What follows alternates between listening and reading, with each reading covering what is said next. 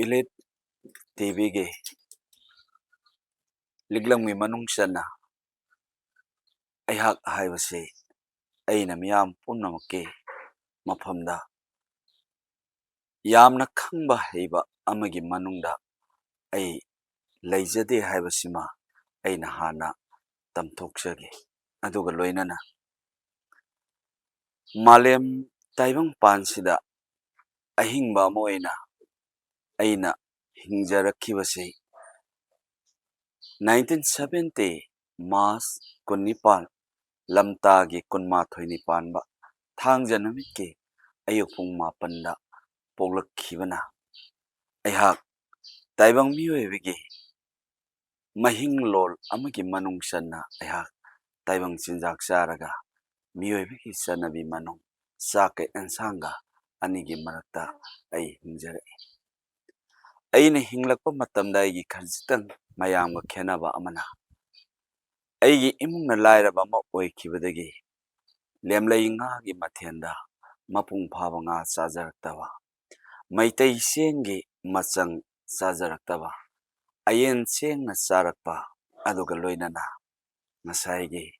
mana masing hingonda hoba kharakhak charakhibasina manung chalaga ina kaira khulba nungai yai phaba sajau ngajau ki maraktadi ai nathai jare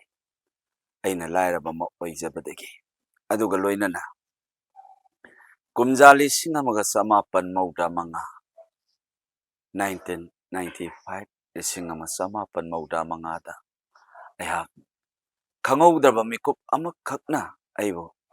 Lai Taujal Pangake Ayi Lai Taujal Pangak Pagi Masak Londe Ayah Sina Aye Ahan Masaktam Oirake Aye Kamba Sina Ani Shubana Konjel Laktalake Parina Hakte Ibudau Sanjen Sana Pakang Bagi Tangjali Pakangba Haina Sanjen Naha Pakangba Haiba Konjengi Tarangdagi Laki Basina Ani Shuba Egi Satam Oiki Numitu Dagi Nangasi Kumjali Singaniga Kunga Manga Jun Tang Manga Tang Kun Manga Jun Tang Kun Manga Yumjagashan Namit Ngasi Paugi Manungsida Aina Hingaga Layoibiki lining manung sandana Mangang luang kumanbo Tago naraga hingiba aigi punsiasina Aigi punsiasi Hingliba taibang miyoiba singi sanabi mayam dudagiti Aigi lambina ama oiramde Aigi lambi sina Mangang luang kuman sida aidi laigi lairon natana Atopa mirol ngangja kidri Laigi masugi saray natana Aigi atopa saray Isada thong balay kidre Masina maram oiduna Aina Pangliba mit ani sina taywang paan sa iyang pamatamda Haigi hay laygi lay Mahak mahaki masak masyo Amaga yan sanade Nong taktagi taba nong Malemda taki Madusyo Ahenba Kaisyo lay kide Magi masat londo Kai kide Awang badagi tarak pa ising na nairaga laaga Atong ba ipak to da ising na do Aruba ising pangi Maduso ay misina ui Masiga loy na na Miyo iba kauba May tay purok ay kuya sidi Asuki matik mapung pada ba oire May tay mapung pada ba oire Hayrak pa matam sida Ay busay birak pa yay Akang ay punamang na Ay di Ahing mawangang jagani Asi bawangang jaroy Paithoki gadaba Lasing mapon wangang jaroy Aina kangjaba matamda Aina sahi kuntra lagi thawal pangjarak pa matam sidadi Maitay kanagumbiimta Oiramdre Taibang mapari mamom loy la iba kudimak singado Nangi laining kaino hangubada Masana masabu kangkidri Adogum laba maitay lay paksida Maitay lining ama layna maitay na lining am daba haywasi Dharma puna maku lining kudimaku ay na ikay kumnajay Ikok no na suayna am kahanna Maitay lay paks da lay riba Dharma kudimak lining kudimak ꯑꯩꯅ ꯇꯔꯥꯝꯅ ꯑꯣꯛꯆꯕꯒ ꯑꯩꯅ ꯏꯀꯥꯏ ꯈꯨꯝꯅꯖꯩ꯫ ꯁꯤꯒꯤ ꯃꯅꯨꯡ ꯇꯥꯔꯛꯄ ꯃꯇꯝꯁꯤꯗ ꯃꯩꯇꯩ ꯑꯃ ꯑꯣꯏꯅ ꯑꯩ ꯃꯩꯇꯩ ꯂꯥꯏꯅꯤꯡꯕ ꯑꯃ ꯑꯣꯏꯅ ꯃꯩꯇꯩꯁꯤ ꯌꯥꯝꯅ ꯍꯤꯡꯀꯠꯆꯍꯟꯅꯤꯡꯉꯤ꯫ ꯃꯩꯇꯩ ꯁꯂꯥꯏ ꯇꯔꯦꯠꯀꯤ ꯃꯅꯨꯡꯗ ꯑꯩ ꯇꯝꯖꯒꯦꯀꯣ ꯃꯄꯥꯎꯁꯤ꯫ ꯃꯌꯥꯝꯕꯨ ꯈꯨꯔꯨꯝꯖꯔꯤ ꯏꯂꯤꯠ ꯇꯤꯚꯤꯅ ꯂꯦꯞꯇꯅ ꯁꯟꯗꯣꯛꯆꯔꯛꯄ ꯇꯣꯉꯥꯟ ꯇꯣꯉꯥꯟꯕ ꯄ꯭ꯔꯣꯒ꯭ꯔꯥꯝꯁꯤꯡ ꯑꯃꯗꯤ ꯄꯥꯎꯁꯤꯡ ꯄꯥꯎꯁꯤꯡ ꯃꯁꯤꯒꯤ ꯃꯅꯨꯡ ꯆꯟꯅ ꯑꯩꯈꯣꯏꯅ ꯏꯅꯧ ꯅꯧꯕ ꯑꯣꯏꯅ ꯅꯣꯡꯃꯥꯏꯖꯤꯡ ꯅꯨꯃꯤꯠ ꯈꯨꯗꯤꯡꯒꯤ ꯊꯥꯗꯨꯅ ꯂꯥꯛꯆꯕ ꯋꯥꯍꯪ ꯑꯃꯅ ꯄꯥꯎꯈꯨꯝ ꯀꯌꯥꯅꯤ ꯍꯥꯏꯕ ꯏꯄꯤꯁꯣꯗ ꯑꯃ ꯊꯥꯈ꯭ꯔꯕ ꯃꯇꯨꯡꯗ ꯃꯊꯪꯒꯤ ꯂꯥꯛꯀꯗꯧꯔꯤꯕ ꯏꯄꯤꯁꯣꯗ ꯑꯁꯤꯒꯤꯗꯃꯛꯇ ꯑꯩꯈꯣꯏ ꯃꯌꯥꯝ ꯈꯨꯗꯤꯡꯃꯛꯄꯨ ꯃꯃꯥꯡꯗ episode 1ꯗ ꯇꯧꯈꯤꯕ ꯊꯧꯔꯝ ꯈꯨꯗꯤꯡꯃꯛ ꯋꯥꯍꯪ ꯑꯃ ꯍꯪꯂꯕ ꯃꯇꯨꯡꯗ ꯇꯣꯉꯥꯟ ꯇꯣꯉꯥꯟꯕ ꯄꯥꯎꯈꯨꯝ ꯀꯌꯥ ꯄꯤꯔꯛꯈꯤꯕ ꯑꯩꯈꯣꯏꯒꯤ ꯂꯥꯏꯑꯣꯏꯕ ꯄꯟꯊꯧꯒꯤ ꯑꯣꯏꯔꯤꯕ ꯃꯐꯝ ꯑꯁꯤꯗ ꯋꯥꯍꯪꯒ ꯄꯥꯎꯈꯨꯝꯒ ꯈꯟꯅ-ꯅꯩꯅꯕ ꯑꯁꯤꯗ ꯃꯊꯪꯒꯤ episodeꯀꯤ ꯑꯃꯨꯛ ꯃꯤꯠꯌꯦꯡ ꯇꯥꯕꯤꯔꯤꯕ ꯄꯨꯝꯅꯃꯛꯄꯨ ꯑꯍꯥꯟꯕꯃꯛꯇꯗ ꯁꯅꯥꯌꯥꯏꯃꯝꯅ ꯇꯔꯥꯝꯅ ꯅꯣꯛꯆꯔꯤ꯫ ꯂꯥꯛꯀꯗꯧꯔꯤꯕ episode ꯑꯁꯤꯒꯤꯗꯃꯛꯇꯁꯨ ꯑꯩꯈꯣꯏ ꯀꯔꯤ ꯋꯥꯍꯪ ꯑꯣꯏꯒꯗꯧꯔꯤꯕ ꯄꯥꯎꯈꯨꯝ ꯄꯤꯔꯛꯀꯗꯧꯕꯅ ꯀꯔꯤ ꯄꯤꯔꯛꯀꯗꯧꯔꯤꯕ ꯑꯩꯈꯣꯏꯒꯤ ꯑꯣꯏꯔꯤꯕ ꯃꯩꯇꯩꯒꯤ ꯂꯥꯏꯅꯤꯡ ꯂꯥꯏꯁꯣꯟ ꯑꯃꯗꯤ ꯆꯠꯅ ꯄꯊꯥꯞꯁꯤꯡ ꯇꯣꯉꯥꯟ ꯇꯣꯉꯥꯟꯕ ꯀꯌꯥ ꯑꯁꯤꯒꯤ ꯃꯇꯥꯡꯗ ꯑꯩꯈꯣꯏ ꯄꯟꯊꯧꯒꯤ ꯃꯐꯝꯗꯒꯤ ꯑꯩꯈꯣꯏ ꯃꯔꯤꯛ ꯆꯨꯝꯕꯗꯨ ꯇꯥꯃꯤꯟꯅꯁꯤ꯫ ꯑꯍꯥꯟꯕꯃꯛꯇꯗ ꯄꯟꯊꯧ ꯑꯩꯈꯣꯏꯒꯤ ꯃꯩꯇꯩꯒꯤ ꯂꯥꯏꯅꯤꯡ ꯂꯥꯏꯁꯣꯟ ꯍꯥꯏꯕꯁꯤ ꯑꯩꯈꯣꯏ ꯃꯌꯥꯝꯅꯗꯤ ꯃꯩꯇꯩꯒꯤ ꯂꯥꯏꯅꯤꯡ ꯂꯥꯏꯁꯣꯟ ꯑꯁꯤ ꯆꯠꯅꯤꯡꯕꯗꯤ ꯀꯌꯥ ꯑꯃꯅꯤ ꯑꯗꯨꯕꯨ ꯃꯇꯧ ꯀꯔꯝꯅ ꯆꯠꯀꯗꯒꯦ ꯍꯥꯏꯕꯒꯤ ꯃꯈꯣꯏ ꯈꯪꯗꯕ ꯀꯌꯥ ꯑꯃꯁꯨ ꯂꯩꯔꯤꯕꯅꯤ꯫ ꯑꯗꯨꯒ ꯃꯁꯤꯅ ꯑꯩꯈꯣꯏ ꯇꯁꯦꯡꯅꯃꯛꯀꯤ ꯑꯍꯥꯟꯕꯗ ꯑꯩꯈꯣꯏ ꯄꯟꯊꯧꯗ ꯂꯥꯛꯆꯅꯤꯡꯉꯤꯁꯦ ꯄꯟꯊꯧ ꯃꯩꯇꯩꯒꯤ ꯂꯥꯏꯅꯤꯡ ꯂꯥꯏꯁꯣꯟ ꯍꯥꯏꯕꯁꯤ ꯀꯔꯤꯅꯣ, ꯃꯁꯤꯒꯤ ꯇꯧꯒꯗꯕ ꯅꯤꯇꯤ ꯅꯤꯌꯣꯝ ꯆꯠꯀꯗꯕ ꯂꯝꯆꯠ ꯑꯃꯗꯤ ꯇꯧꯒꯗꯕ ꯃꯊꯧꯗꯥꯡꯁꯤꯡ ꯑꯗꯨ ꯀꯔꯤ-ꯀꯔꯤꯅꯣ ꯍꯥꯏꯕꯗꯨ ꯄꯟꯊꯧꯅ ꯁꯥꯡꯂꯞꯅ ꯃꯇꯦꯛ ꯑꯃꯇ ꯇꯝꯕꯤꯌꯨ꯫ ꯃꯩꯇꯩ ꯂꯥꯏꯅꯤꯡ ꯍꯥꯏꯕꯁꯤꯃꯗꯤ ꯑꯩꯒꯤ ꯂꯩꯄꯥꯛꯀꯤ ꯂꯩꯔꯤꯕ ꯃꯤꯑꯣꯏꯕꯅ ꯍꯤꯡꯂꯤꯕ ꯑꯩꯒꯤ ꯌꯨꯝꯐꯝꯁꯦ ꯃꯩꯇꯩ ꯂꯥꯏꯅꯤꯡꯅꯤ꯫ ꯂꯣꯏꯅꯅ ꯃꯩꯇꯩ ꯂꯥꯏꯅꯤꯡꯗꯤ ꯀꯅꯥꯅ ꯆꯠꯀꯗꯒꯦ ꯍꯥꯏꯔꯛꯄ ꯃꯇꯝꯗ ꯃꯉꯥꯡ ꯂꯨꯋꯥꯡ ꯈꯨꯃꯟ ꯃꯣꯏꯔꯥꯡ ꯑꯉꯣꯝ ꯈꯥ ꯉꯥꯟꯕ ꯁꯔꯥꯡ ꯂꯩꯁꯥꯡꯊꯦꯝ ꯍꯥꯏꯔꯤꯕꯁꯤꯅ ꯃꯩꯇꯩꯒꯤ ꯂꯥꯏꯅꯤꯡ ꯆꯠꯀꯗꯕꯅꯤ꯫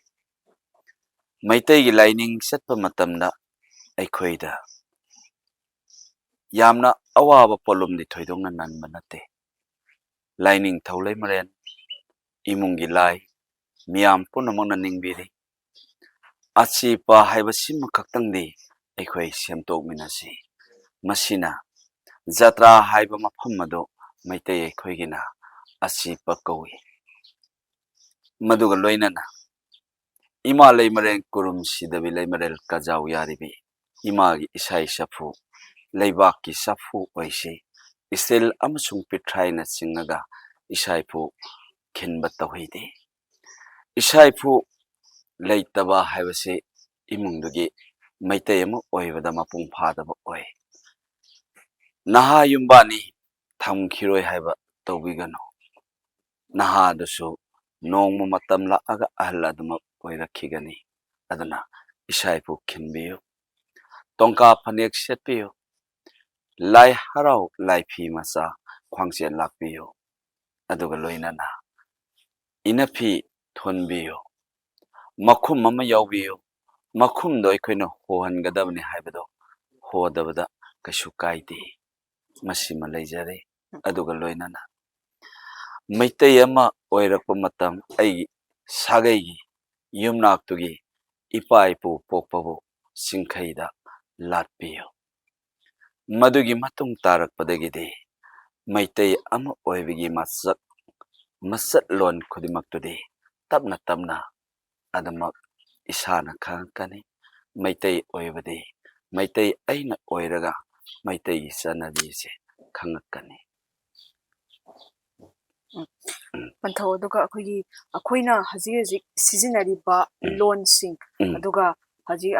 ꯆꯥꯎꯈꯠꯂꯛꯄꯒꯤ ꯃꯇꯨꯡ ꯏꯟꯅ ꯇꯣꯉꯥꯟ ꯇꯣꯉꯥꯟꯕ ꯐꯤꯖꯦꯠ ꯆꯥꯛꯆꯥꯗꯤ ꯑꯗꯨꯃꯛ ꯍꯣꯡꯂꯛꯄꯒꯤ ꯃꯃꯤꯗꯤ ꯇꯥꯔꯤ꯫ ꯑꯗꯨꯕꯨ ꯑꯩ ꯃꯩꯇꯩ ꯑꯃꯅꯤ ꯍꯥꯏꯔꯒꯗꯤ ꯂꯩꯔꯒꯁꯨ ꯑꯩꯈꯣꯏꯒꯤ ꯐꯤꯖꯦꯠ ꯆꯥꯛꯆꯥꯗ ꯑꯍꯣꯡꯕ ꯀꯌꯥ ꯑꯃ ꯂꯥꯛꯄꯅ ꯑꯩꯈꯣꯏꯒꯤ ꯍꯦꯟꯅ ꯃꯥꯂꯦꯝ ꯁꯤꯗ ꯀꯥꯏꯊꯔꯛꯄ ꯌꯥꯕꯒꯤ ꯐꯤꯕꯝꯗ ꯑꯗꯨꯃꯛ ꯂꯥꯛꯄꯁꯦ ꯑꯩꯈꯣꯏ ꯀꯤꯅꯤꯡꯉꯥꯏ ꯑꯣꯏꯕ ꯃꯁꯛ ꯑꯃꯅꯤ꯫ ꯑꯗꯨꯅ ꯑꯩꯈꯣꯏꯒꯤ ꯃꯩꯇꯩꯒꯤ ꯆꯠꯅꯕꯤ ꯑꯃ ꯆꯠꯀꯦ ꯍꯥꯏꯇꯥꯔꯒꯗꯤ ꯑꯩꯈꯣꯏꯒꯤꯁꯨ ꯆꯠꯅꯕꯤ ꯑꯩꯈꯣꯏꯒꯤ ꯍꯧꯅꯕꯤ ꯑꯃꯗꯤ ꯂꯩꯔꯤꯕꯅꯤꯅ ꯃꯁꯤ ꯉꯥꯛꯅ ꯆꯠꯀꯦ ꯍꯥꯏꯇꯥꯔꯒꯗꯤ ꯑꯩꯈꯣꯏꯒꯤ ꯃꯩꯇꯩ ꯑꯁꯤꯕꯨ ꯌꯣꯛꯈꯠꯅꯕꯒꯤꯗꯃꯛꯇ ꯂꯥꯏꯅꯤꯡ ꯂꯥꯏꯁꯣꯟ ꯑꯁꯤ ꯌꯣꯛꯈꯠꯅꯕꯒꯤꯗꯃꯛꯇ ꯑꯩꯈꯣꯏꯁꯨ ꯋꯥꯈꯜ ꯄꯨꯝꯅꯃꯛ ꯇꯥꯃꯤꯟꯅꯕ ꯑꯃꯗꯤ ꯆꯪꯉꯤ ꯑꯃꯗꯤ ꯃꯊꯧ ꯇꯥꯏ꯫ ꯑꯗꯨꯅ ꯃꯁꯤ ꯑꯩꯈꯣꯏꯅ ꯑꯦꯋꯦꯔꯅꯦꯁ ꯑꯃꯒꯨꯝꯅ ꯑꯩꯈꯣꯏ ꯃꯤꯌꯥꯝꯗ ꯄꯥꯎꯖꯦꯜ ꯄꯤꯕ ꯑꯣꯏꯅ ꯑꯩꯈꯣꯏ ꯀꯔꯤ ꯇꯧꯕ ꯃꯊꯧ ꯇꯥꯏ, ꯑꯗꯨꯒ matang matamgi matungina setkadariba fijet chakcha madi tongan tongan thoram sing lakpa matamda akoi samna habda luhongba matamda setkadariba fijet chakcha sina karambano amadi yum amada mi leitaba matamda setkadariba sina karino masigi ni akoi ingadariba ina phi simaktadabo khoi mapan chanba chandaba haiba tongan tongan mani masi pumnamak si loinamak kaitharakpagi mami ama urakpasina akoida yamna nungaitaba nungnangba ma phawba khoi maitei si mutkigabadaba yabagi khoi akiba ma lerakpana masi kalhaunabagi damakta khoi si kari kari toba mathau tai aduga pantha khoina matang matamgi naina setkadariba fije chakcha asna karino aduga khoi angang dagi hauraka leisabi mau na chatkadaba setkadaba fije chakcha asna kari kari karino habatu panthauna takbi jan wahang nasigi pakhumdi pidaba yadaba aigi thaudang ama oibanai tamjagi ithak thongba lai haktaktagi leramba ahalamana satpadurasu aina adumak wapang jabani aigidi maitai ama oibada aikhoina maitai mutpa haibasi hingdi hingi aikhoi ngasi lising aniga kunmanga sifawdi maitai aikhoise mutlibani mutpagi maram sina aikhoina mikok thirakpa matamda aikhoigi government saktakpa aikhoigi maming mensingadaba census ki lakpa matamda maitaigi phurupki ka amakhak hapiraba matam sana mahi ningba aikhoigi ka ama hapiraba matam leingakna masak khangbiraba matam state government na sakhangaba gazette phongbada maitai aikhoibu yaubirabadi maitai aikhoi mutte maitai aikhoi hingli haibsima ai haijake madu nattaba maitaigi lo amakhaki manung inna maitaigi lining sibo ngakpi nabagi aikhoigi government na loam khak sembidana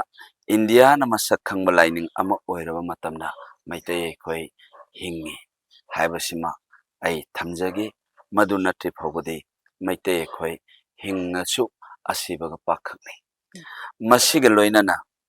maitai ama oina aikhoina setkadabasi chawkhalakpa haibasi chawkhalakani matam laiba khibekta chawkhatpa haibasi loiba nairoi mikup phadingaida ama adum chawkhalakani wahang ama pakhum pidingaida chawkhalakpa haibasina adum chawkhalakani adubo chawkhala iba sigi manungsida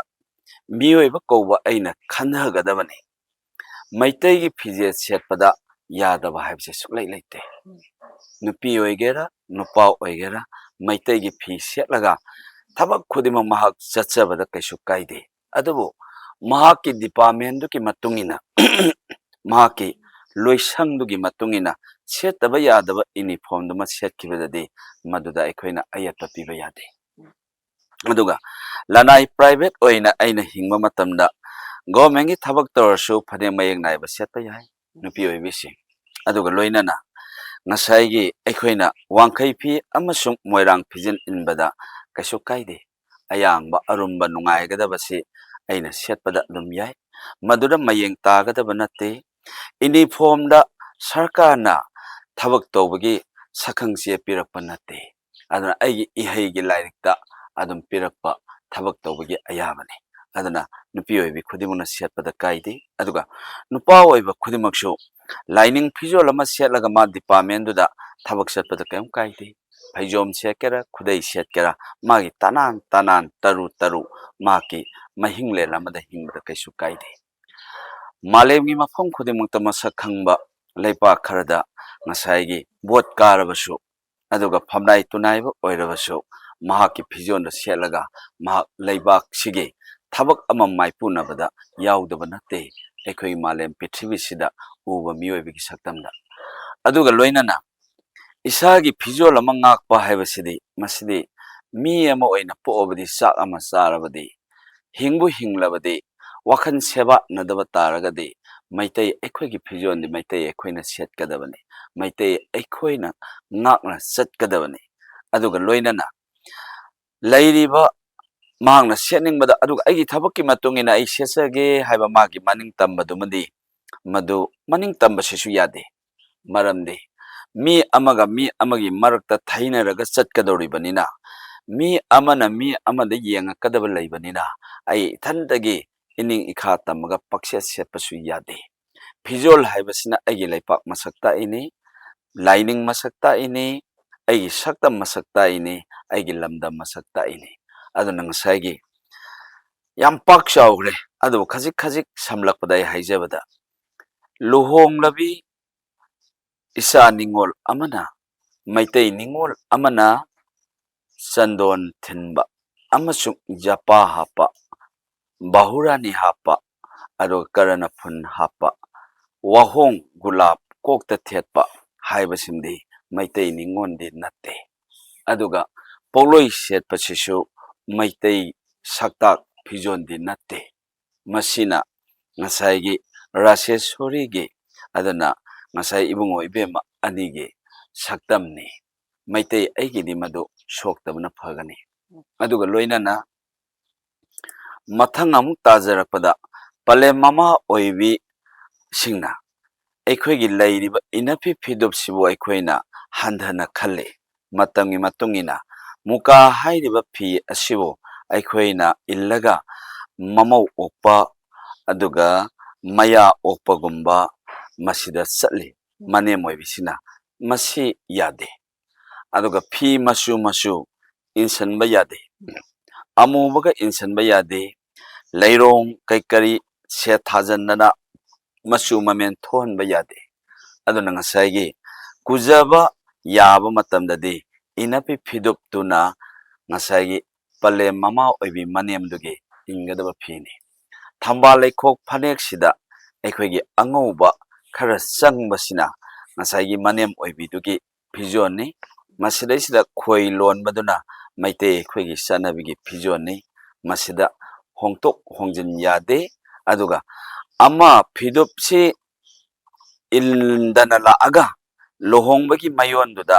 ꯀꯨꯖ ꯌꯥꯔꯝꯗꯥꯏꯗ ꯐꯤ ꯑꯃꯃꯨꯛ ꯍꯣꯡꯇꯣꯛꯄ ꯐꯤ ꯁꯤꯟꯗꯣꯛꯑꯒ ꯃꯁꯤꯁꯨ ꯌꯥꯗꯦ ꯑꯃꯔꯣꯝꯗꯗꯤ ꯂꯥꯏ ꯍꯔꯥꯎꯕ ꯆꯠꯂꯒ ꯂꯥꯏ ꯄꯨꯔꯒ ꯂꯥꯛꯄꯗ ꯐꯤ ꯍꯣꯡꯇꯣꯛ ꯍꯣꯡꯖꯤꯟ ꯌꯥꯗꯕ ꯑꯗꯨꯒꯨꯝꯅ ꯉꯁꯥꯏꯒꯤ ꯂꯨꯍꯣꯡꯕ ꯂꯣꯏꯗ꯭ꯔꯤ ꯐꯥꯎꯕ ꯃꯅꯦꯝ ꯑꯣꯏꯕꯤꯗꯨꯅ ꯐꯤ ꯍꯣꯡꯇꯣꯛꯄ ꯍꯥꯏꯕꯁꯤ ꯌꯥꯗꯦ ꯂꯨꯍꯣꯡꯉꯤꯕ ꯏꯆꯥ ꯅꯤꯉꯣꯜꯗꯨꯅ ꯉꯁꯥꯏ ꯄꯣꯠꯂꯣꯏ ꯁꯦꯠꯂ ꯂꯥꯛꯑꯒ ꯂꯃꯈꯥꯡꯗꯒꯤ ꯐꯅꯦꯛ ꯑꯃꯨꯛ ꯍꯣꯡꯖꯜꯂꯒ ꯑꯃꯨꯛ ꯆꯪꯕꯗꯨ ꯌꯥꯗꯦ ꯐꯤ ꯑꯅꯤ ꯍꯣꯡꯕ ꯌꯥꯗꯦ ꯂꯨꯍꯣꯡꯕ ꯃꯇꯝꯗ ꯑꯗꯨꯅ ꯉꯁꯥꯏꯒꯤ ꯃꯃꯥ ꯑꯣꯏꯕꯤꯁꯤꯅ ꯑꯩꯈꯣꯏꯅ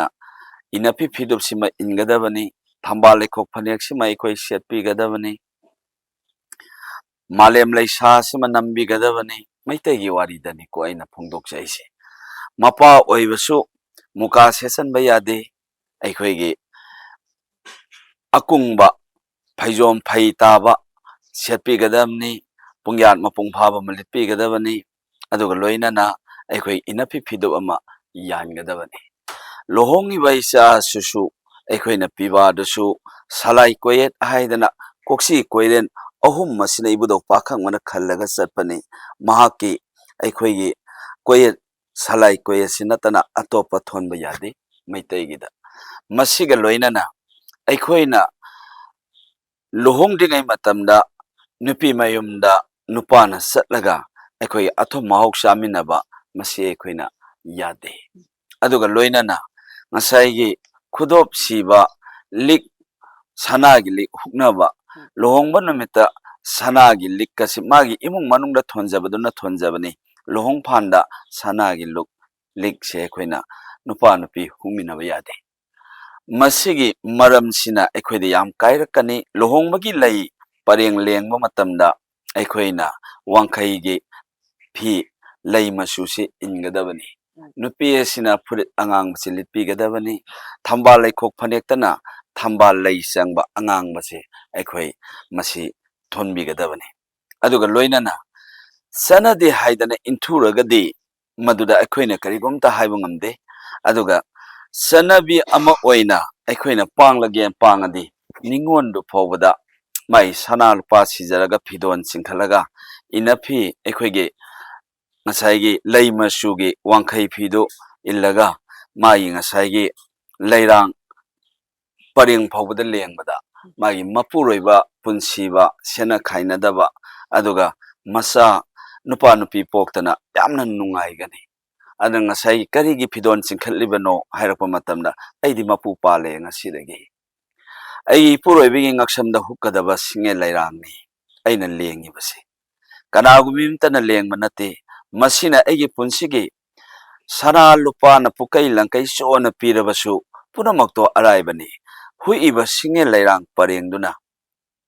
ꯃꯍꯥꯛꯀꯤ ꯄꯨꯟꯁꯤ ꯂꯩꯄꯨꯟ ꯃꯁꯛ ꯈꯪꯗꯣꯏꯅꯤ ꯃꯄꯨ ꯃꯅꯥꯏ ꯃꯁꯛ ꯈꯪꯒꯗꯣꯏꯅꯤ ꯃꯁꯤꯒꯤ ꯆꯠꯅꯕꯤ ꯐꯥꯎꯕꯗ ꯑꯩꯈꯣꯏ ꯄꯥꯡꯊꯣꯛꯄꯗ ꯍꯦꯟꯅ ꯐꯒꯅꯤ ꯍꯥꯏꯗꯅ ꯑꯩ ꯈꯟꯖꯩ ꯃꯔꯝꯗꯤ ꯃꯤꯒꯤ ꯌꯦꯡꯉꯨꯕ ꯌꯥꯗꯦ ꯑꯩꯒꯤ ꯄꯨꯟꯁꯤ ꯁꯦꯝꯅꯕ ꯑꯔꯥꯟꯕ ꯊꯕꯛ ꯅꯠꯇꯦ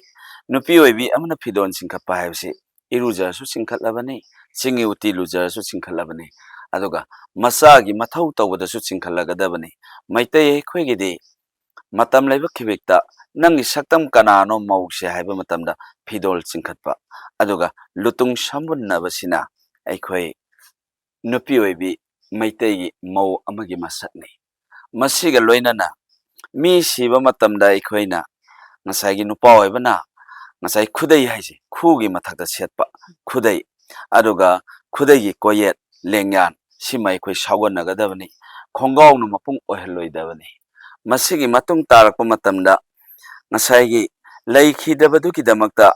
inapi phidop angauba ama leirong torong sangdaba aduga ngasai gi maya lang haidana phanik angaubu mai khoi setpigadabani karigi awa ana amasung laisakki manungsanna masi aikhoi thonbigadabani aduga machu mamen sesanba aikhoi yade masigi matung tarakpada aikoina mining kumlabi ama masa ningon gi domakta mama oibisina phane angangba ma pigadabani mama na selamba ama aina nakhoibu polakpada sugum phanek selai aduna masi phanek se nangna nasa unaramdai matam awa khangbada setluko imana konge ko haidana ngasai gi miron bidubu tha taret natraga mapanda masa ningonda bu chak kauraga ngasai gi sarai phanek sima mama oibisina masa ningonda pigadamni masa ningonna ima gi yathang injage ko hana khoiramgadamni mama na su amu thaujan pigadabni mama oibi khoina nokhoibu polaktana taibang sta awana khangi smaina nangso awana kaya khangma ngamu ko namit namai pangu ko haidana makokta nan thabigadabani masiga loinana nopada mapuroibada manai nobiga khudai asi tinsanaba phadi tinsanaba polangkhok tinsanaba sapon tinsanaba baten khudeng phisu phijambai polamche aikoina tinsanaba aise tauroidabani nupigi phiangkho ama nupigi sapol ama nupigi phanek phiron sunaba ama nupai phiron sunaba ama adai phiangkok nupigi nupagi haidana aikoi asumna khaidokadamni sanabi haibasimna tamna pakchaugre adabu ai khaktagi matam su lobu yadi wahang kaya lairamkhini ado mathang sum hangbiro ai adum khumjage aduga loinana sanabi haiba sanabi se sawkhat londuna sanabi di oibe yaroi imungda nong shubagi record to tuppaga madur saksangda sak thongba yaroi nong shubai damakta raincoat to tuppu haibe wani nungsa sabai damakta mapanda satindo khallu haibe gi wari ni imungda phamung sangam daida satil khalaga satpa yaroi aduna piriba sanabi sidi ngahak nangi mateng oyu aruga sanabi sigi chawkhatlon sige sanabi di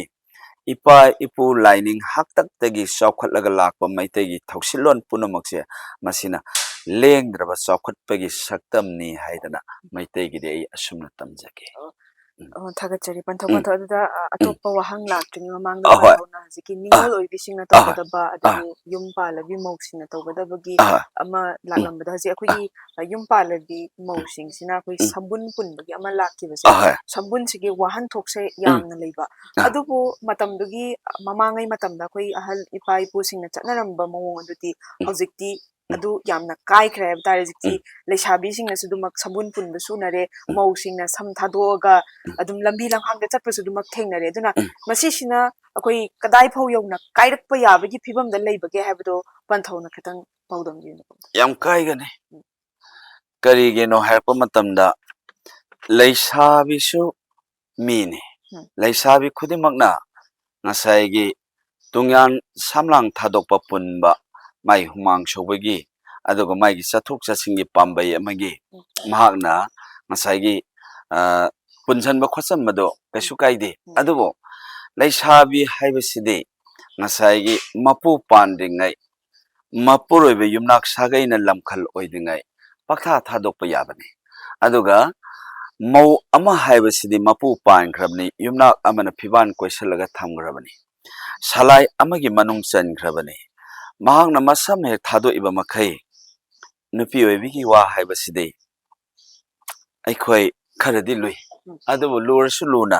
ꯍꯪꯉꯛꯏꯕ ꯋꯥꯍꯪꯁꯤꯒꯤ ꯃꯇꯨꯡ ꯏꯟꯅ ꯑꯩ ꯇꯥꯛꯇꯕꯗꯤ ꯌꯥꯗꯦ ꯑꯗꯨꯝ ꯑꯩ ꯇꯥꯛꯆꯒꯅꯤ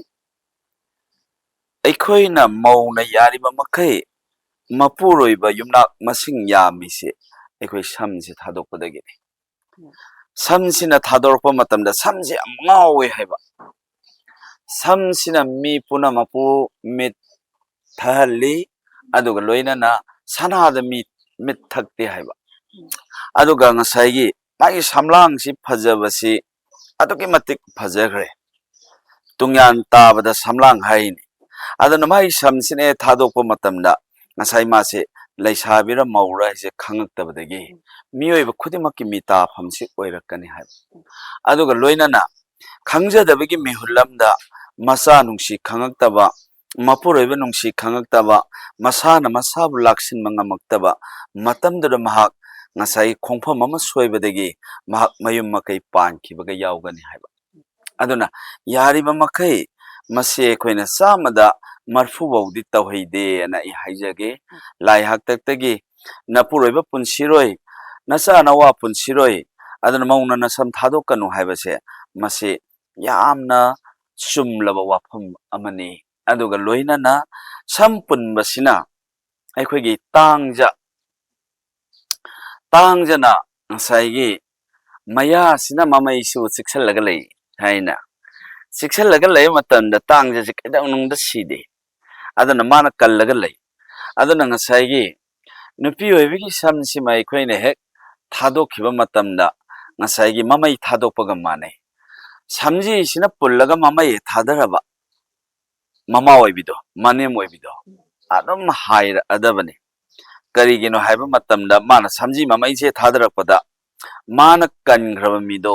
ꯑꯗꯨꯝ ꯍꯤꯡꯒꯗꯕꯅꯤ ꯃꯥꯅ ꯌꯥꯟꯊꯈ꯭ꯔꯕ ꯃꯤꯗꯣ ꯑꯗꯨꯝ ꯁꯤꯔꯗꯕꯅꯤ ꯑꯗꯨꯅ ꯌꯥꯝ ꯇꯧꯕ ꯉꯝꯃꯤ ꯁꯝꯖꯤ ꯃꯃꯩ ꯊꯥꯗꯕꯁꯤ ꯄꯨꯜꯂꯒ ꯊꯥꯗꯕꯤꯁꯤ ꯃꯁꯤꯃ ꯑꯗꯒꯤꯗꯤ ꯁꯝꯖꯤ ꯃꯃꯩꯁꯤꯅ ꯁꯦꯠꯅ ꯂꯣꯠꯁꯤꯜꯂꯒ ꯃꯥꯒꯤ ꯁꯝꯒꯤ ꯂꯨꯈꯝꯁꯤꯗ ꯌꯦꯞꯁꯜꯂꯒ ꯍꯦꯛ ꯊꯝꯈꯤꯕ ꯃꯇꯝꯗ ꯃꯍꯥꯛꯀꯤ ꯃꯆꯥ ꯑꯃꯁꯨꯡ ꯃꯥꯒꯤ ꯃꯄꯨꯔꯣꯏꯕꯗꯣ ꯁꯨꯡꯃꯥꯡ ꯃꯥꯔꯣꯏ ꯃꯔꯨ ꯑꯆꯪꯕ ꯑꯣꯏꯅꯤ ꯐꯝꯗꯣꯜ ꯐꯝꯅꯥꯏꯕ ꯑꯣꯏꯒꯅꯤ ꯑꯗꯨꯅ ꯉꯁꯥꯏꯒꯤ ꯆꯠꯅꯕꯤꯅꯤ ꯍꯥꯏꯕꯁꯦ ꯆꯠꯅꯕꯤꯁꯦ ꯆꯠꯅꯗꯦꯗ ꯑꯩꯈꯣꯏ ꯈꯔꯅ ꯀꯔꯤꯒꯨꯝꯕ ꯑꯃꯅ ꯏꯅꯤꯡ ꯏꯈꯥ ꯇꯝꯕꯒꯤ ꯑꯗꯨꯃꯛ ꯄꯥꯡꯊꯣꯛꯆꯈꯤꯕ ꯋꯥꯅꯤ ꯃꯤꯑꯣꯏꯕ ꯑꯩꯈꯣꯏꯗ ꯅꯨꯄꯥꯒ ꯅꯨꯄꯤꯒ ꯔꯥꯏꯠ ꯃꯥꯟꯅꯩ ꯍꯥꯏꯕꯁꯦ ꯂꯥꯏꯔꯤꯛꯇ ꯃꯥꯟꯅꯕ ꯂꯧꯁꯤꯡꯗ ꯃꯥꯟꯅꯕꯅꯤ ꯍꯛꯆꯥꯡ ꯂꯣꯟꯒꯤ ꯀꯌꯥꯂꯣꯟ ꯌꯨꯝꯕꯥꯜꯂꯣꯟꯗꯗꯤ ꯃꯥꯟꯅꯕ ꯅꯠꯇꯦ ꯅꯨꯄꯤꯒꯤ ꯀꯥꯈꯜ ꯑꯃ ꯅꯨꯄꯥꯒꯤ ꯀꯥꯈꯜ ꯑꯃ ꯍꯥꯏꯕ ꯑꯃ ꯂꯩꯔꯤꯕꯅꯤ ꯑꯗꯨꯅ ꯃꯆꯥ ꯃꯁꯨ ꯂꯨꯍꯣꯡ ꯈꯣꯡꯗꯣꯡꯂꯝꯗꯥꯏ ꯊꯕꯛ ꯈꯨꯗꯤꯡꯃꯛꯀꯤ ꯋꯥꯔꯤꯗ ꯀꯅꯥꯅ ꯋꯥ ꯉꯥꯡꯉꯒ ꯂꯣꯏꯁꯟꯅꯤ ꯍꯥꯏꯕꯗ ꯅꯨꯄꯥꯒ ꯋꯥ ꯑꯝꯇ ꯇꯨꯞꯅꯈꯤꯁꯤ ꯅꯨꯄꯥ ꯊꯥꯕꯤꯔꯛꯑꯣ ꯍꯥꯏꯔꯤꯕꯁꯤꯅꯤ ꯑꯗꯨꯅ ꯉꯁꯥꯏꯒꯤ ꯑꯩꯈꯣꯏ ꯅꯤꯡꯉꯣꯜ ꯃꯩꯇꯩ ꯅꯤꯡꯉꯣꯜ ꯑꯣꯏꯕꯤꯁꯤꯡꯅ ꯆꯠꯅꯕꯤ ꯍꯥꯏꯕꯁꯤ ꯑꯩꯈꯣꯏꯅ ꯄꯨꯊꯣꯛꯀꯗꯕꯅꯤ ꯆꯠꯅꯕꯤ ꯍꯥꯏꯕꯁꯤ ꯑꯩꯈꯣꯏꯅ ꯀꯟꯒꯗꯕꯅꯤ ꯍꯥꯏꯗꯅ ꯂꯩꯄꯥꯛ ꯀꯟꯅꯕꯒꯤꯗꯃꯛꯇ ꯊꯧꯅꯥ ꯐꯔꯕꯤ ꯏꯃꯥ ꯃꯌꯥꯝ ꯑꯃ ꯏꯆꯥ ꯅꯤꯡꯉꯣꯜ ꯀꯌꯥ ꯑꯃ ꯂꯩꯔꯕꯅꯤꯅ ꯃꯩꯇꯩ ꯑꯩꯈꯣꯏꯒꯤꯗꯃꯛꯇ ꯃꯩꯇꯩ ꯀꯥꯡꯈꯨꯟꯁꯦ ꯃꯥꯡꯈꯤꯗꯧꯔꯦ ꯃꯧ ꯃꯁꯛ ꯇꯥꯛꯑꯁꯤ ꯅꯤꯡꯉꯣꯜ ꯃꯁꯛ ꯇꯥꯛꯑꯁꯤ ꯑꯩꯈꯣꯏꯒꯤ ꯁꯝꯁꯦ ꯁꯦꯝꯃꯁꯤ ꯍꯥꯏꯗꯅ ꯁꯦꯝꯈꯤꯕꯗ ꯃꯤꯀꯨꯞ ꯐꯥꯔꯣꯏꯗ ꯑꯗꯨꯝ ꯉꯝꯒꯅꯤ ꯑꯗꯨꯅ ꯆꯠꯅꯕꯤ ꯅꯠꯇꯦ ꯁꯝ ꯊꯥꯗꯣꯛꯄꯁꯤ ꯑꯗꯨꯅ ꯆꯠꯅꯕꯤꯅꯤ ꯂꯩꯁꯥꯕꯤꯒꯤ ꯁꯝ ꯊꯥꯗꯣꯛꯄ ꯆꯠꯅꯕꯤꯅꯤ ꯃꯃꯥꯒꯤ ꯁꯝ ꯄꯨꯟꯕ ꯍꯥꯏꯕꯁꯦ ꯃꯁꯤ ꯑꯩꯈꯣꯏꯅ ꯃꯁꯤꯕꯨ ꯉꯥꯛꯑꯕꯗꯤ ꯂꯩꯕꯥꯛꯁꯦ ꯀꯥꯡꯈꯣꯡ ꯆꯥꯏꯔꯣꯏ ꯏꯄꯨꯔꯣꯏꯕ ꯀꯥꯜꯂꯣꯏ ꯏꯆꯥ ꯌꯣꯛꯀꯅꯤ ꯃꯤꯆꯥ ꯌꯣꯛꯑꯣꯏ ꯍꯥꯏꯗꯅ ꯑꯩ ꯃꯩꯇꯩ ꯅꯨꯄꯤ ꯈꯨꯗꯤꯡꯃꯛ ꯃꯃꯜ ꯌꯥꯝꯂꯕ ꯏꯃꯥꯅꯤ ꯃꯩꯇꯩ ꯅꯨꯄꯤꯁꯤꯗꯤ ꯑꯗꯨꯅ ꯏꯃꯥꯅꯅꯤ ꯇꯥꯏꯕꯪ ꯃꯥꯂꯦꯝꯁꯦ ꯁꯦꯝꯒꯗꯣꯏꯁꯦ ꯏꯃꯥꯒꯤ ꯐꯤꯖꯤ ꯃꯔꯨꯝꯗꯅꯤ ꯅꯨꯄꯥ ꯑꯣꯏꯕ ꯑꯩꯈꯣꯏꯅ ꯏꯃꯥꯒꯤ ꯌꯥꯊꯪꯈꯥꯗ ꯏꯟꯒꯗꯧꯔꯤꯕꯅꯤ ꯉꯁꯤ ꯂꯩꯄꯥꯛꯁꯤꯁꯨ ꯂꯩꯁꯦꯝꯗꯣꯏꯁꯨ ꯏꯃꯥꯅꯤ ꯑꯗꯨꯅ ꯃꯩꯇꯩ ꯏꯃꯥꯒꯤ ꯃꯁꯛ ꯁꯝꯕꯨꯟꯅꯔꯁꯤ ꯑꯗꯨꯒ ꯂꯣꯏꯅꯅ ꯅꯤꯡꯉꯣꯜ ꯁꯝꯂꯥꯡ ꯆꯣꯏꯖꯥꯏꯅ ꯃꯅꯤꯡ ꯇꯝꯖꯕꯗꯣ ꯃꯄꯨ ꯄꯥꯟꯗ꯭ꯔꯤꯉꯩ ꯇꯝꯖꯔꯁꯅꯨ ꯍꯥꯏꯅ ꯑꯁꯨꯝꯅ ꯍꯥꯏꯖꯒꯦ ꯑꯗꯨꯒ ꯄꯟꯊꯧ ꯃꯈꯥ ꯑꯥ ꯆꯠꯊꯔꯛꯄ ꯑꯩꯈꯣꯏꯒꯤ ꯑꯥ ꯆꯟꯗꯣꯟ ꯎꯝ ꯊꯤꯟꯕꯁꯤꯒ ꯑꯥ ꯂꯥꯏꯕꯛꯁꯤꯗ ꯊꯤꯜꯂꯤꯕ ꯑꯩꯈꯣꯏ ꯂꯩꯁꯥ ꯅꯝꯕ ꯍꯥꯏꯕꯁꯤꯒ ꯑꯥ ꯑꯅꯤꯁꯤꯒꯤ ꯈꯦꯠꯅꯕꯁꯦ ꯑꯥ ꯁꯤꯒꯤ ꯃꯇꯥꯡꯗ ꯈꯔ ꯑꯍꯣꯏ ꯊꯝꯕꯤꯌꯨ ꯌꯥꯝ ꯈꯦꯠꯅꯩ ꯎꯝ ꯑꯩꯈꯣꯏ ꯃꯩꯇꯩꯁꯤ ꯃꯩꯇꯩ ꯂꯣꯟꯁꯤ ꯃꯤꯒꯤ ꯂꯣꯟꯁꯨ ꯍꯩꯇꯕ ꯎꯝ ꯑꯩꯒꯤ ꯂꯣꯟꯁꯨ ꯉꯥꯡꯗꯕ ꯎꯝ ꯑꯗꯨꯅ ꯃꯩꯇꯩ ꯂꯩꯄꯥꯛꯁꯤꯗ ꯑꯩꯈꯣꯏꯅ ꯆꯟꯗꯣꯜ ꯍꯥꯏꯔꯤꯁꯦ ꯃꯌꯥꯡꯅ ꯑꯃꯠꯇ ꯈꯪꯉꯣꯏ ꯎꯝ ꯃꯌꯥꯡ ꯂꯣꯜ ꯑꯣꯏꯔꯒ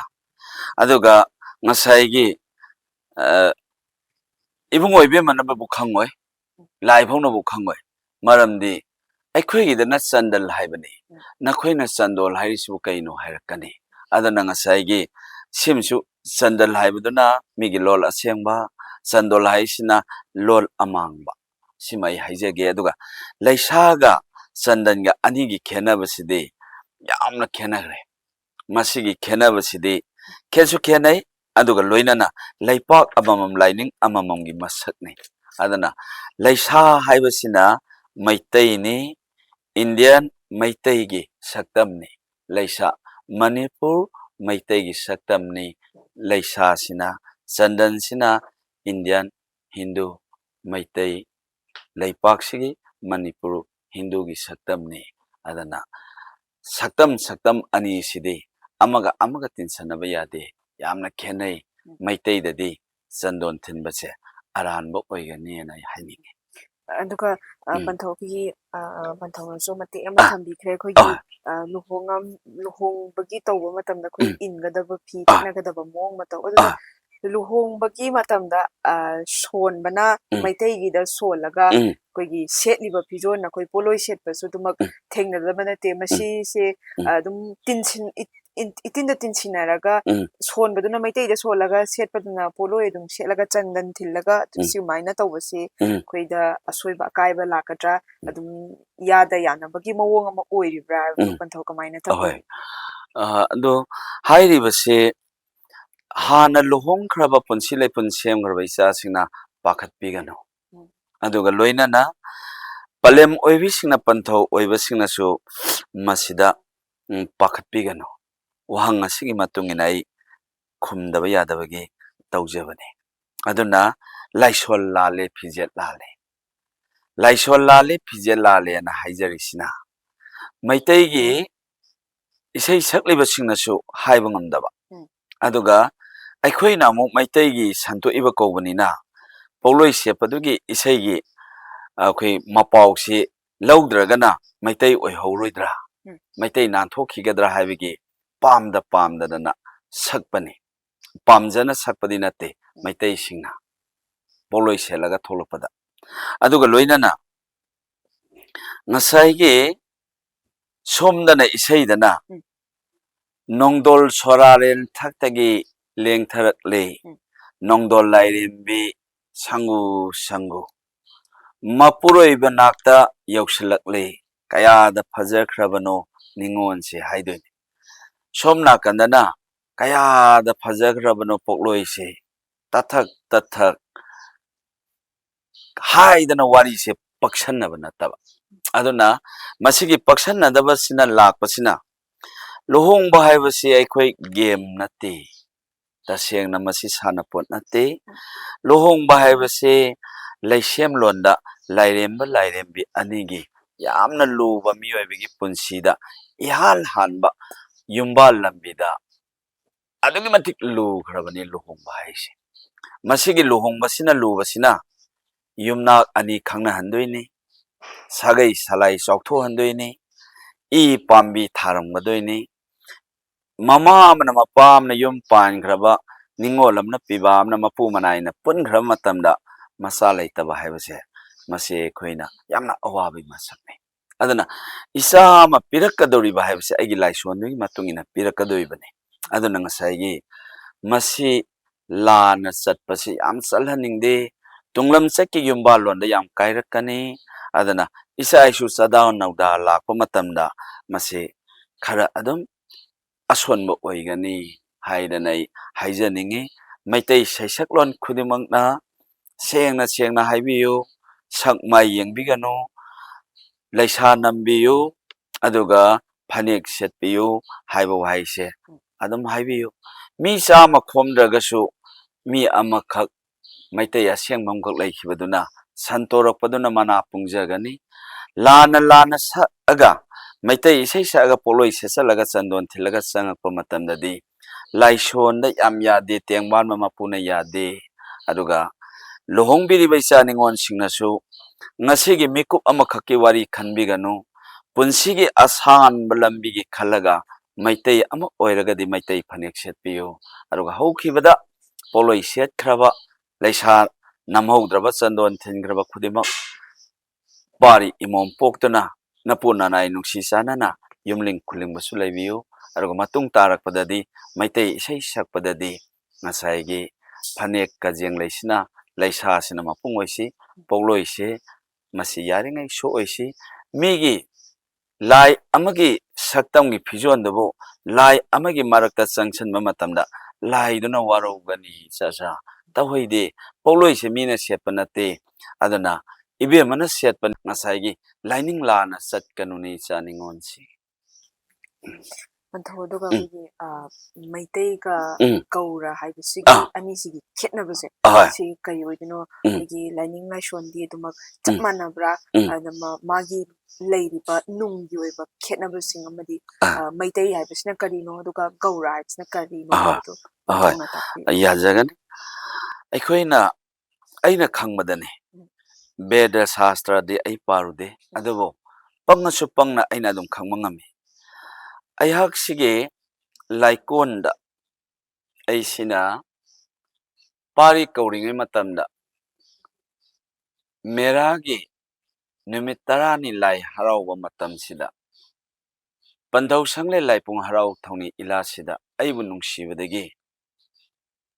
ꯑꯗꯨꯛꯀꯤ ꯃꯇꯤꯛ ꯒꯧꯔꯁꯤꯡꯅ ꯏꯁꯩꯁꯦ ꯁꯛꯈ꯭ꯔꯦ ꯃꯄꯥꯟ ꯅꯥꯏꯈꯤꯗ꯭ꯔꯦ ꯏꯁꯩꯁꯦ ꯁꯛꯄ ꯍꯥꯏꯔꯤꯕ ꯏꯁꯩ ꯑꯁꯤ ꯁꯛꯄ ꯃꯇꯝꯗ ꯑꯩꯅ ꯐꯥꯍꯧꯏ ꯁꯪꯒꯤꯇꯟꯒꯤ ꯃꯌꯥꯏꯗ ꯂꯦꯡꯁꯤꯟꯕꯤꯔꯣ ꯁꯤꯔꯤ ꯒꯧꯔꯥꯡꯒ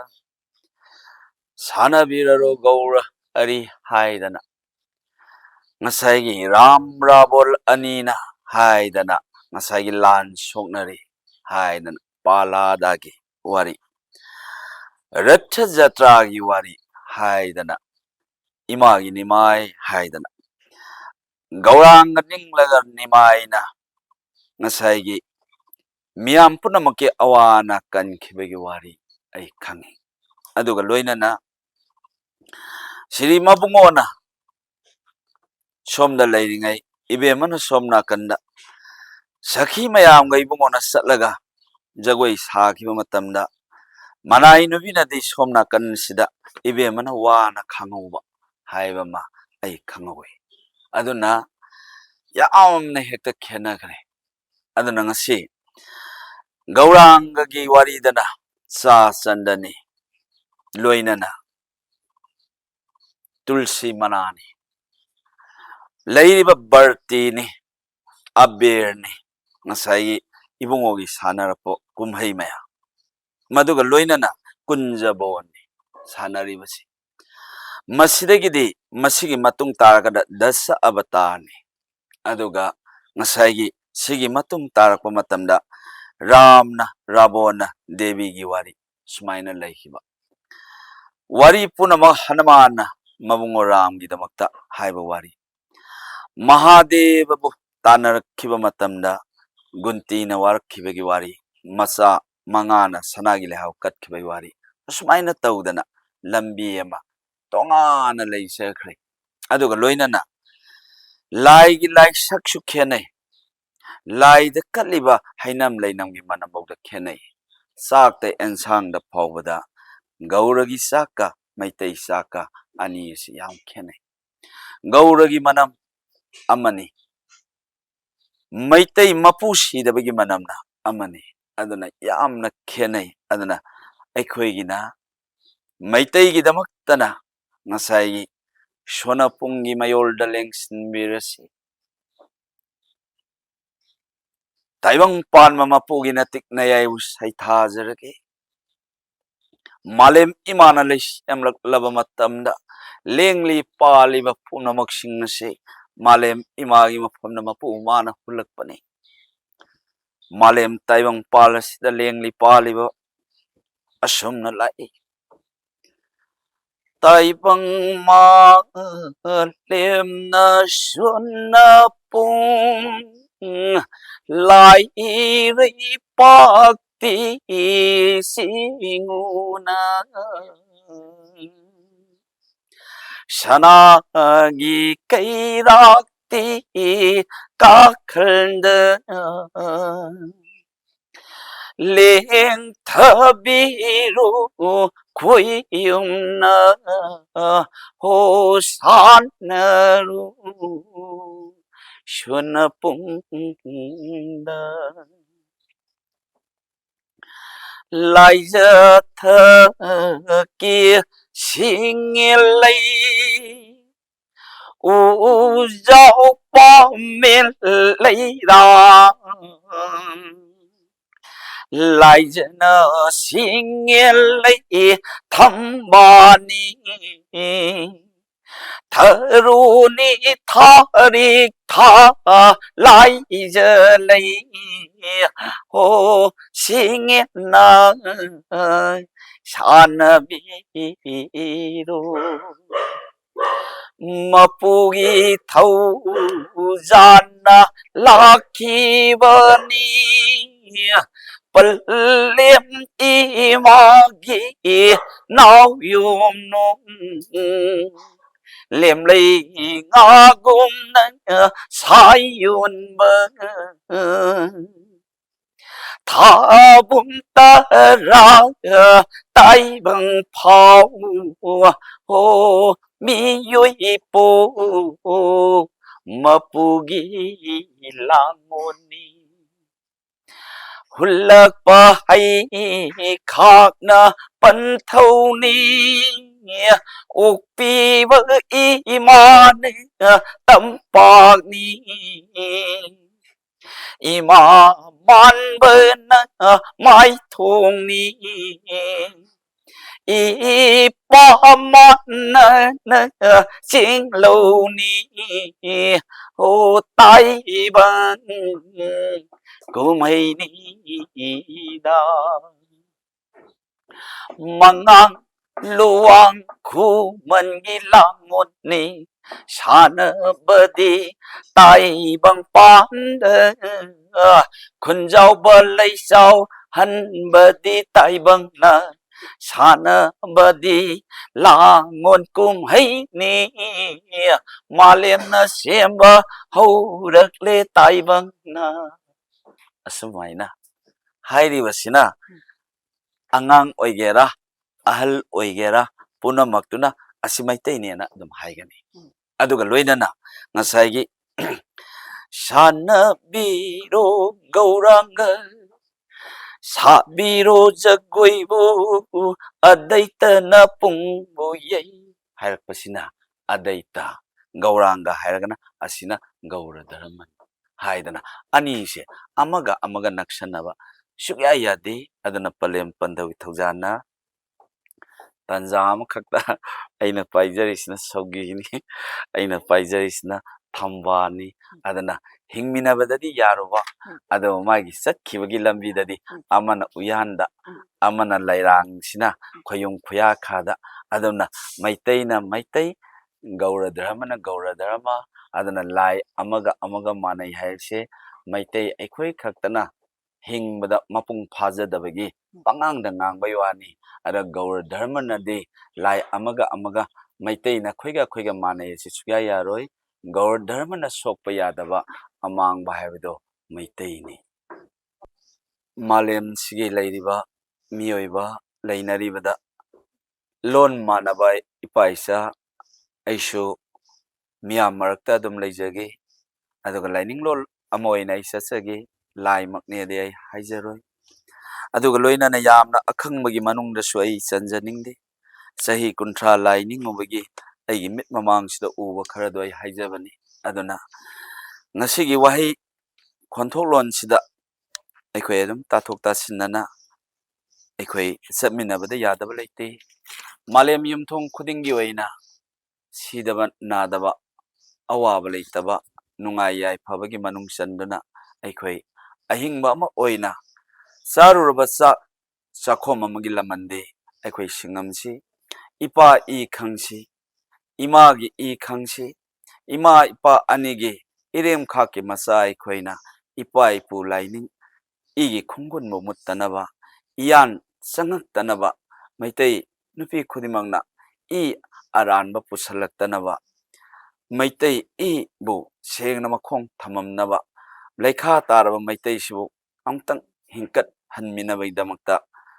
ꯁꯂꯥꯏ ꯇꯔꯦꯠꯀꯤ ꯏꯃꯥ ꯏꯆꯥ ꯏꯄꯥ ꯏꯆꯥ ꯑꯩꯈꯣꯏ ꯑꯃꯨꯛꯇꯪ ꯄꯨꯟꯃꯤꯟꯅꯗꯨꯅ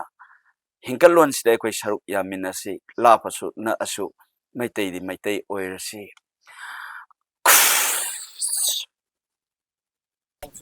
ꯏꯆꯥ ꯃꯌꯥꯝꯅꯁꯨ ꯏꯕꯦꯝꯃꯒ ꯃꯤꯠꯌꯦꯡ ꯇꯥꯕꯤꯈ꯭ꯔꯦ ꯑꯩꯈꯣꯏ ꯋꯥꯍꯪ ꯑꯃꯅ ꯕꯕꯥ ꯄꯥꯎꯈꯨꯝ ꯀꯌꯥꯅꯤ ꯂꯥꯛꯑꯣ ꯍꯥꯏꯕꯒꯤ ꯇꯣꯉꯥꯟ ꯇꯣꯉꯥꯟꯕ ꯋꯥꯍꯪ ꯀꯌꯥ ꯊꯣꯛꯂꯛꯂꯒ ꯁꯤ ꯑꯩꯅ ꯄꯥꯎꯈꯨꯝ ꯄꯥꯏꯔꯤ ꯀꯌꯥ ꯁꯤꯒꯤꯁꯦ ꯑꯃ ꯄꯤꯕꯒꯤ ꯍꯟꯗꯛꯀꯤ ꯑꯣꯏꯕ ꯏꯄꯤꯁꯣꯠ ꯑꯁꯤꯗ ꯃꯌꯥꯝꯅꯁꯨ ꯃꯤꯠꯌꯦꯡ ꯇꯥꯕꯤꯈ꯭ꯔꯦ ꯃꯌꯥꯝꯅ ꯍꯪꯅꯤꯡꯕ ꯋꯥꯍꯪ ꯂꯩꯔꯒꯁꯨ ꯈꯪꯅꯤꯡꯕ ꯂꯩꯔꯒꯁꯨ ꯀꯃꯦꯟꯇ ꯑꯗꯨꯝ ꯊꯝꯕꯤꯔꯝꯃꯨ ꯑꯩꯈꯣꯏ ꯃꯗꯨꯒꯤ ꯋꯥꯍꯪꯗꯨ ꯄꯨꯖꯔꯒ ꯑꯗꯨꯃꯛ ꯄꯟꯊꯧꯗ ꯃꯈꯥ ꯇꯥꯕꯗꯨꯃꯛ ꯍꯪꯖꯒꯦ ꯑꯗꯨꯒ ꯃꯌꯥꯝꯅ ꯍꯥꯏꯔꯤꯕ ꯈꯨꯝꯂꯛꯂꯤꯕ ꯄꯥꯎꯈꯨꯝ ꯑꯁꯤꯗ ꯇꯣꯉꯥꯟꯕ ꯁꯦꯔꯥꯟꯅꯕ ꯋꯥꯈꯜ ꯈꯜꯂꯒ ꯑꯇꯣꯞꯄ ꯅꯦꯒꯦꯇꯤꯚ ꯂꯝꯕꯤꯗ ꯄꯨꯗꯕꯤꯗ ꯄꯤꯔꯤꯕ ꯄꯥꯎꯈꯨꯝꯁꯤꯒꯤ ꯋꯥꯍꯟꯊꯣꯛ ꯃꯌꯦꯛ ꯁꯦꯡꯅ ꯈꯪꯂꯕ ꯃꯇꯨꯡꯗ ꯑꯩꯈꯣꯏꯒꯤ ꯑꯆꯨꯝꯕ ꯂꯝꯕꯤꯗ ꯆꯠꯄꯤꯔꯒ ꯑꯆꯨꯝꯕ ꯋꯥꯈꯜ ꯈꯟꯃꯤꯟꯅꯁꯤ ꯑꯗꯨꯒ ꯃꯩꯇꯩ ꯑꯃꯒꯤ ꯂꯥꯏꯅꯤꯡ ꯂꯥꯏꯁꯣꯟꯗ ꯆꯠꯃꯤꯟꯅꯔꯒ ꯑꯩꯈꯣꯏ ꯄꯨꯟꯅ ꯆꯥꯎꯈꯠꯃꯤꯟꯅꯕ ꯄꯨꯟꯅ ꯍꯤꯡꯃꯤꯟꯅꯕꯒꯤ ꯋꯥꯈꯜ ꯆꯦꯟꯃꯤꯟꯅꯁꯤ ꯍꯥꯏꯕꯗꯨꯅꯤ ꯍꯟꯗꯛꯀꯤ ꯏꯄꯤꯁꯣꯠ ꯑꯁꯤꯗꯗꯤ ꯉꯁꯤꯒꯤ ꯇꯣꯉꯥꯟ ꯇꯣꯉꯥꯟꯕ ꯋꯥꯍꯪ ꯑꯃ ꯄꯥꯎꯈꯨꯝ ꯑꯃ ꯈꯟꯅꯈ꯭ꯔꯕ ꯃꯇꯨꯡꯗ ꯃꯊꯪꯒꯤ ꯏꯄꯤꯁꯣꯠꯇꯁꯨ ꯇꯣꯉꯥꯟ ꯇꯣꯉꯥꯟꯕ ꯑꯩꯈꯣꯏꯒꯤ ꯃꯩꯇꯩ ꯂꯥꯏꯅꯤꯡ ꯂꯥꯏꯁꯣꯟꯗ ꯀꯔꯤ ꯀꯔꯤ ꯆꯠꯅꯕꯤꯗ ꯀꯔꯤ ꯀꯔꯤ ꯈꯣꯡ ꯊꯥꯡꯖꯤꯟꯒꯅꯤ ꯑꯃꯗꯤ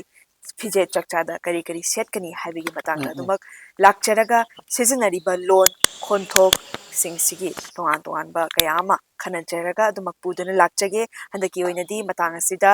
ꯋꯥꯍꯪ ꯑꯃꯅ ꯄꯥꯎꯈꯨꯝ ꯀꯌꯥꯅꯤ ꯍꯥꯏꯕꯒꯤ ꯏꯄꯤꯁꯣꯠ ꯃꯇꯥꯡ ꯑꯁꯤꯗ ꯂꯣꯏꯁꯤꯟꯖꯔꯦ ꯃꯤꯠꯌꯦꯡ ꯇꯥꯕꯤꯔꯤꯕ ꯄꯨꯝꯅꯃꯛꯄꯨ ꯁꯅꯥ ꯍꯦꯃꯥꯝꯅ ꯑꯃꯨꯛꯀ ꯍꯟꯅ ꯈꯨꯔꯨꯝꯖꯔꯤ ꯉꯁꯤꯒꯤ ꯑꯣꯏꯅꯗꯤ ꯀꯥꯏꯅꯅꯕ ꯌꯥꯊꯪ ꯅꯤꯖꯔꯤ ꯄꯤꯅꯕꯤꯔꯁꯤ